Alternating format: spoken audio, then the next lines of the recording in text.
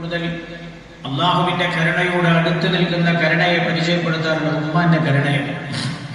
റബ്ബിന്റെ സ്നേഹത്തോട് അടുത്തു നിൽക്കുന്ന സ്നേഹമായി മനുഷ്യന് മനസ്സിലാക്കാൻ അതിന്റെ 4 അയലത്ത് പോലും എത്തൂല, കോടിക്കണക്കിന് അംശം അയലത്ത് പോലും എത്തൂല.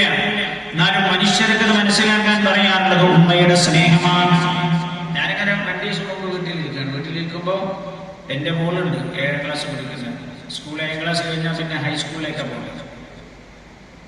അവർക്ക് യാത്രയപ്പുണ്ട്. ഇപ്പൊ ഇന്നത്തെ ഈ കാലത്ത് കാലം വളരെ മോശമായതുകൊണ്ട് യാത്രയപ്പ് അവിടെ ക്ലാസ് ടീച്ചറുടെ വീട്ടിലാണ്. ക്ലാസ്സിൽ പഠിച്ച കുട്ടികൾക്കൊക്കെ ആ ക്ലാസ് ടീച്ചറായ കുട്ടികൾക്കൊക്കെ ഒരു സദ്യ. അപ്പൊ പോണം. അപ്പൊ ഭാര്യ എന്നോട് ആദ്യം പറഞ്ഞു വിടണ്ടെന്ന് പറഞ്ഞു. എന്നോടൊന്നും വിടണ്ട, എന്തിനാ പോകണമെന്നൊന്നും അറിയില്ല. അപ്പോ ഭാര്യ പറഞ്ഞു ഉപ്പാനോട് ചോദിച്ചു. അപ്പൊ ഞാൻ പറഞ്ഞു അതിനൊക്കെ ഇനി പോകണോ, ഈ ചൂടത്ത് വെയിലത്ത് എന്ന് ചോദിച്ചു. സൂര്യാഘാത കേൾക്കാൻ സാധ്യതയുള്ള സമയത്ത് ഭയങ്കര ചൂടല്ലേ പോകണം. അപ്പോൾ ഒക്കെ പോകണം. അപ്പൊ ഞാൻ പറഞ്ഞു എന്നാ എൻ്റെ വണ്ടിയിൽ കയറി ഞാൻ ഇറക്കി തരാം. അപ്പോൾ ഞാൻ പോയില്ല.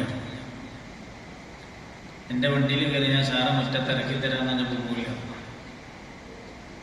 അപ്പൊ ഞാൻ പറഞ്ഞു എന്താ ഞാനവിടെ ഇറക്കി തന്നാ പോലെ ചോദിച്ചു. അപ്പോൾ കൂട്ടുകാരുടെ കൂടെ തന്നെ പോകണം. അപ്പൊ ഞാൻ പറഞ്ഞു എന്നാ പിന്നെ പോകണ്ട, വെയിൽ കൊണ്ടുപോകുണ്ടാകും. ഒരു 10 മിനിറ്റ് കഴിഞ്ഞപ്പോൾ എന്നോട് ഭാര്യയാണ് അല്ലെ വിട്ടാളി. അപ്പൊ ഞങ്ങളോട് ചോദിച്ചു നീ തന്നെ വിടണ്ടെന്ന് പറയാം, നീ തന്നെ വിടണമെന്നും പറയുന്നത്. ഞാനിത് പറഞ്ഞാൽ തരങ്ങളിൽ ഉമ്മന്റെ മനസ്സങ്ങനെ, നമ്മുടെ മനസ്സിലിപ്പോൾ അഴിഞ്ഞോളുന്നില്ല. എന്റെ ഭാര്യയെന്നല്ല, ഞാനിപ്പോ ഈ കഴിഞ്ഞ ദിവസം ഞാനിങ്ങനെ ആലോചിച്ച ഒരു 10 മിനിറ്റ് കൊണ്ട് മനസ്സ് മാറിയതാണ്.